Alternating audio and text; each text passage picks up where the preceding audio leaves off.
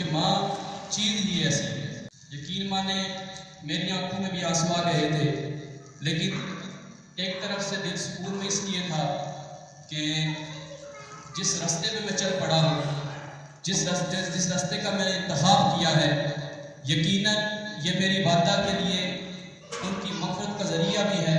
اور مجھے اللہ تبارک و تعالیٰ کی ذات پہ مکمل بھروسہ بھی ہے، یقین بھی ہے. یہ میرے لیے بھی مغفرت کا راستہ بھی ہے، اور انشاءاللہ تعالیٰ جنت میں ہم ضرور ساتھ ملیں گے. کہنے کا مقصد یہ ہے، بتانے کا مقصد یہ ہے کہ دنیا یہ عارضی ہے، اس دنیا کے جو رنگینیاں ہیں یہ عارضی ہیں، اور دائمی جو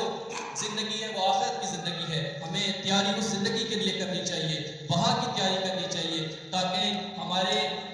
جو دنیا کے معاملات بھی بہتر ہو سکے اور وہاں کے معاملات بھی بہتر ہو سکے. اگر کوئی شخص ہے جس کی والدہ اس دنیا سے چلی گئی ہے، والد اس دنیا سے چلے گئے، تاکہ وہ اسلام کے مطابق اپنے زندگی گزارنے لگے، تو اس شخص کی وجہ سے اس کے نامہ اعمال میں نیکیاں لکھی جاتی رہیں اور اس کے والدین